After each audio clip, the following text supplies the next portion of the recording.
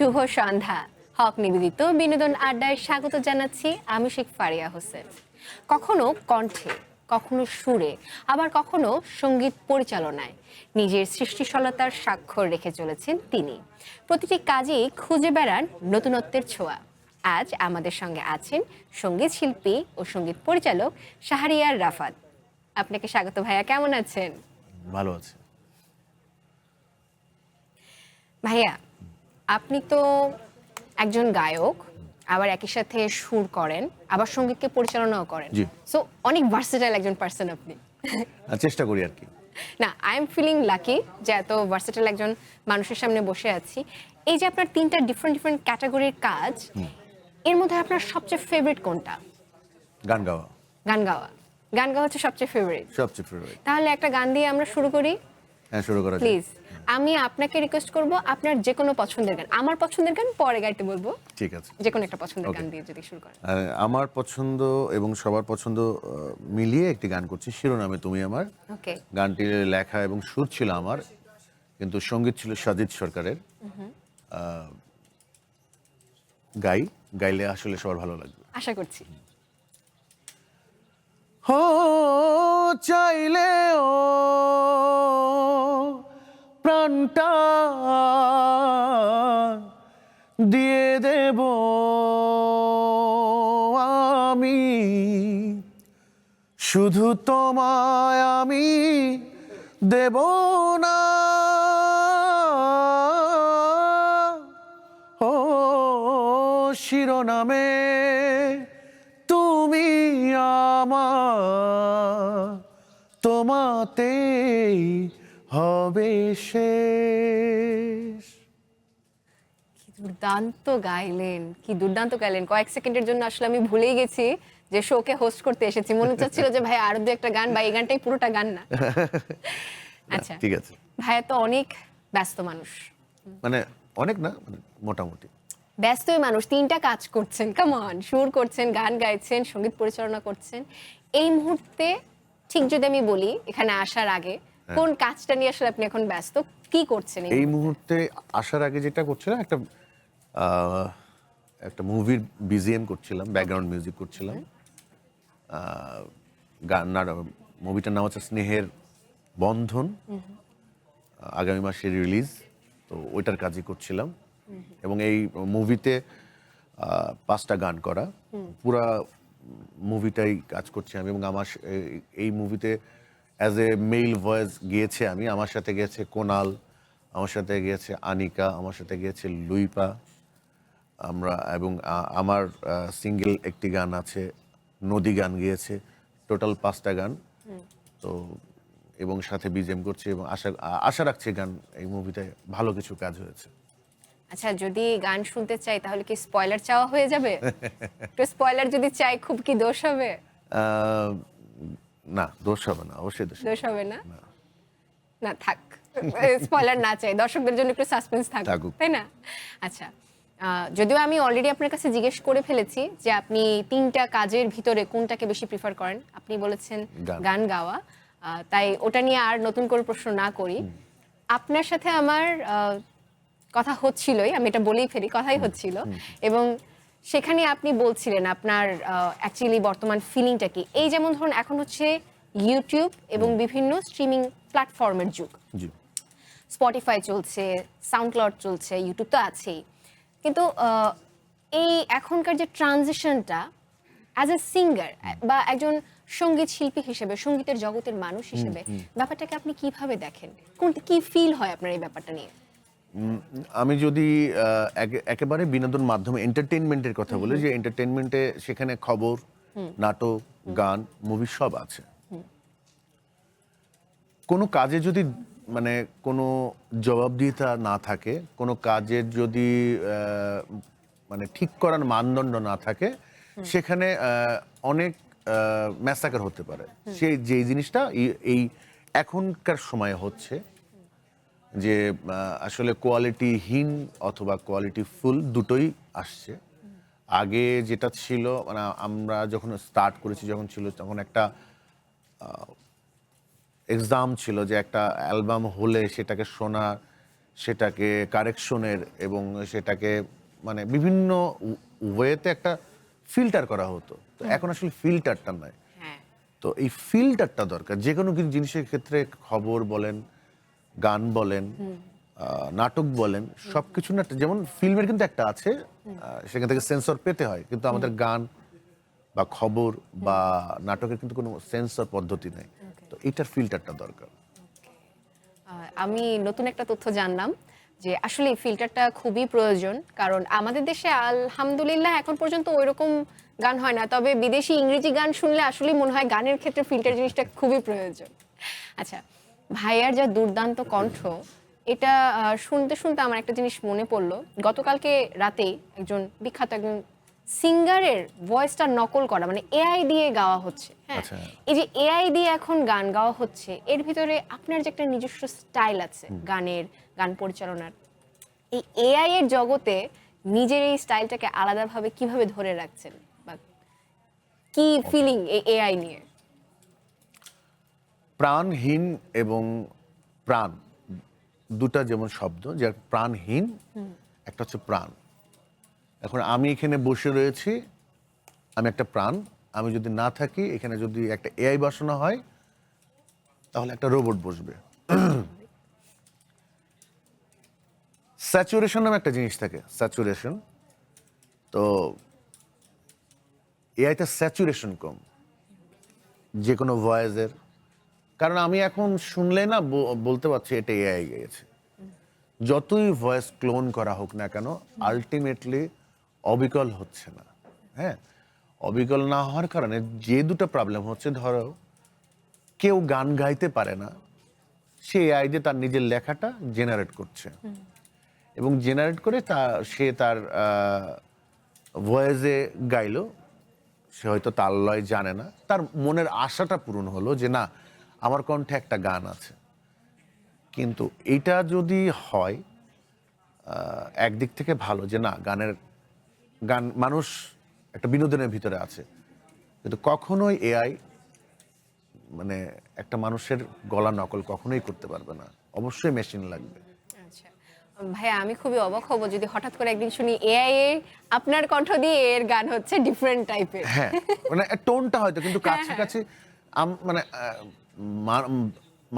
মানুষের যে ব্রেইন, এই ব্রেইন কিন্তু এআই এর মতন ও হয় সোজা চললে সোজাই চলবে, কিন্তু আমরা মাঝে মাঝে ইমোশনটা কিন্তু কাজ করবে না। কিন্তু আমি ইমোশনে একই জিনিস আমি একভাবে গাই না, আমি একই জিনিস 10 ভাবে গাই, এআই কিন্তু একভাবেই গাইবে। তো পার্থক্য আসলে এই যে। আচ্ছা ভাইয়া, আমরা আরো কথা শুনবো, তবে আমরা ছোট্ট একটা বিরতি নিয়ে নিই, ঠিক Sure. আছে? হক নিবেদিত বিনোদন আড্ডা থেকে বিরতি নিচ্ছি, সঙ্গেই থাকুন।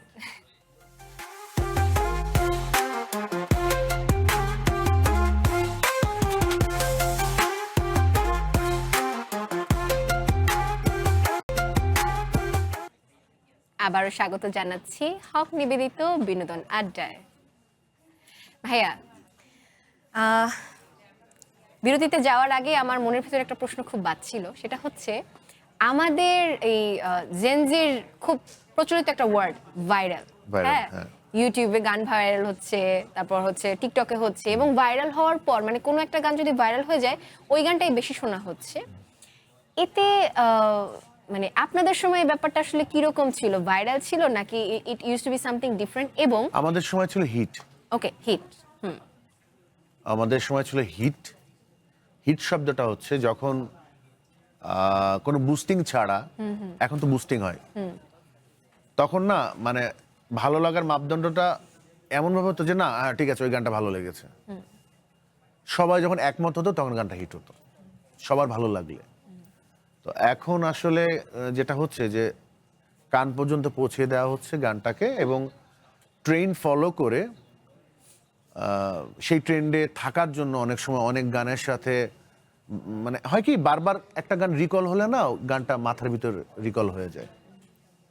তো সেই জায়গাটাই হচ্ছে। কিন্তু আমি বলতে চাই এই 4-5 বছরে এমন একটা গান হিট হওয়ার পরে কিন্তু এখন আর বাজে না।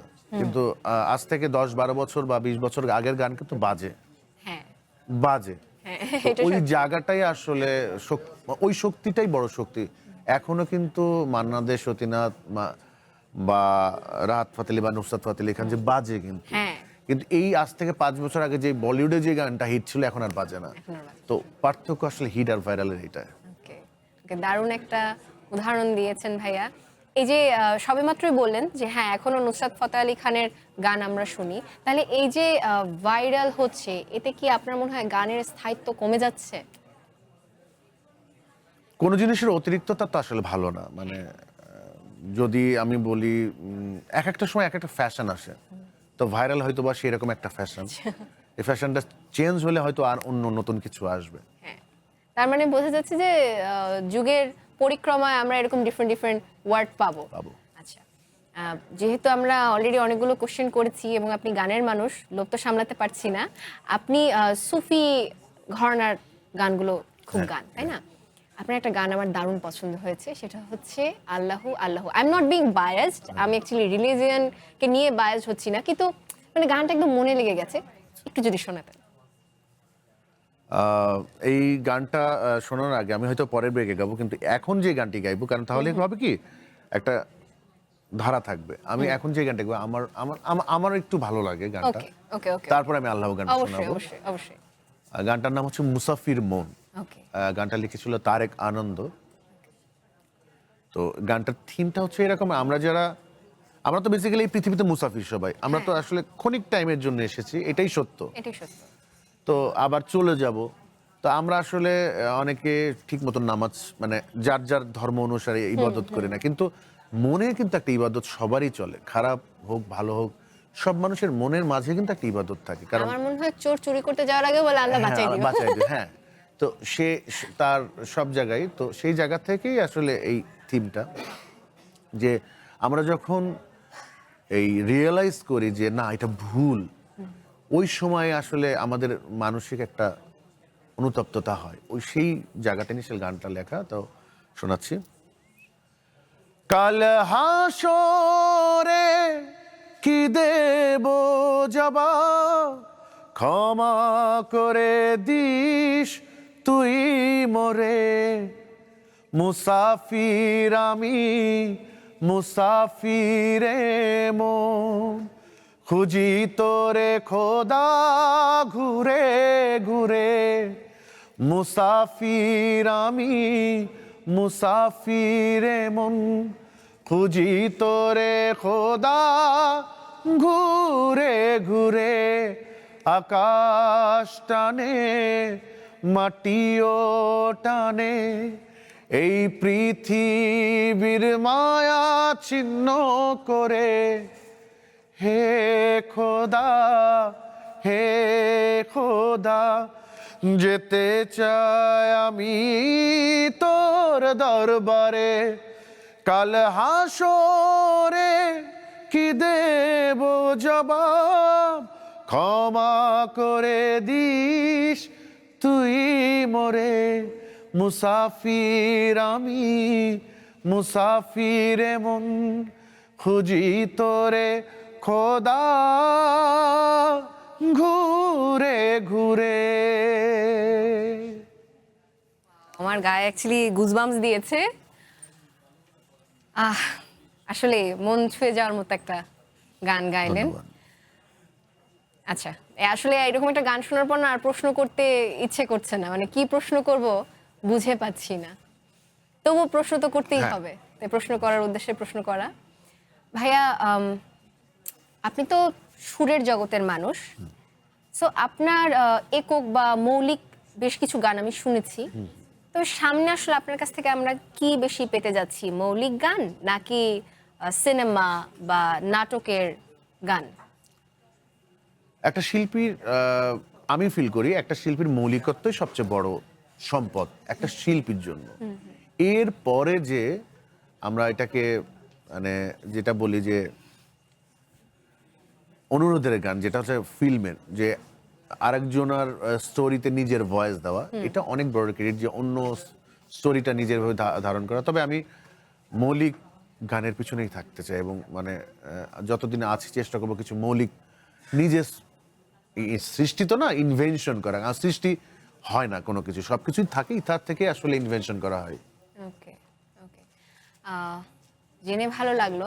ভাইয়াকে এবার আমি দু একটা মজার প্রশ্ন করি। হ্যাঁ, please, যারা আসলে এরকম ক্রিয়েটিভ পার্সন আপনার মতো, এই ক্রিয়েটিভ পার্সনদের কিন্তু অনেক ধরনের হ্যাবিট থাকে, টু ক্রিয়েট সামথিং, নতুন কিছু ক্রিয়েটের সময়।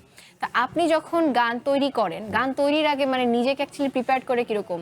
আপনি কি কোথাও ঘুরতে যান, নাকি কোনো অভ্যাস আছে, নাকি অ্যাকচুয়ালি দরজা জানলা বন্ধ করে দিয়ে 2-3 দিন রুমের মধ্যে আটকা, কোনটা কিরকম ধরনের আপনার অভ্যাসটা? আমি আসলে মানে স্বভাবজাত মানুষ।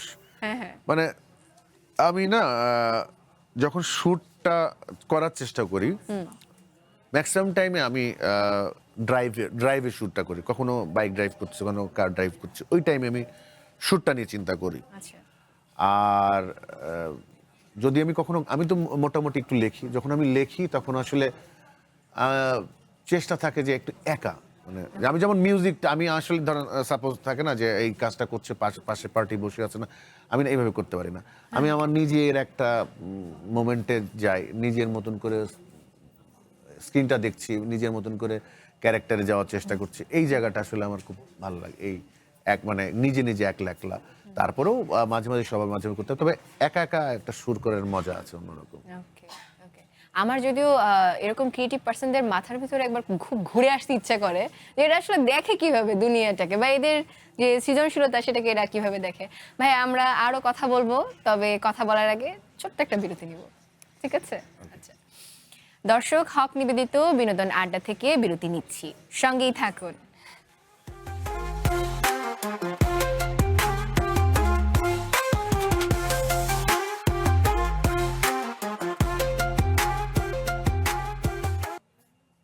আবারও স্বাগত জানাচ্ছি হক নিবেদিত বিনোদন আড্ডায়। ভাইয়া, অনেক ধরনের আপনার, মানে আপনি এতটা সৃজনশীল একটা ব্যক্তি, আমার আসলে জানতে ইচ্ছা করছে আর কি পরিকল্পনা আছে, আর কি করবেন সামনে? মানে এই তো 3টা করলেন, সুর করলেন, গান গাইলেন, সঙ্গীতকে পরিচালনা করেন, আর নিজেকে আর কিভাবে এক্সপ্যান্ড করবেন, আর কতটা নিজেকে দর্শকের কাছে নিজেকে কিভাবে তুলে ধরতে চান যদি বলতেন। আমার একটা ব্যান্ড করার খুব ইচ্ছা। ও দারুণ। তো একটা ব্যান্ড করে ওয়ার্ল্ডের যত সুফি ফেস্ট হয় হ্যাঁ। সেখানে যে পারফর্ম করার ইচ্ছা। আচ্ছা। আমি গুনে রেখেছি 18টা। ওকে। তো যদি বেঁচে থাকি আমি 18টা ফেস্টে গান গাইতে চাই আমার ব্যান্ড নিয়ে, বাংলা ভাষাকে নিয়ে, এবং সম্পূর্ণ মৌলিক। আচ্ছা, বাংলাদেশে এরকম কোনো আয়োজন করবেন কিনা? ফেস্ট তো বললেন, তো বাংলাদেশের জন্য কি করবেন? মানে সেটাই বললাম, যখন আমি আমার ব্যান্ডটা নিয়ে যখন আমি বাংলাদেশের পতাকাটা নিয়ে যখন আমি গান গাইবো, ওকে। তখন কিন্তু বাংলাদেশকে রিপ্রেজেন্ট করবো কিন্তু। আচ্ছা।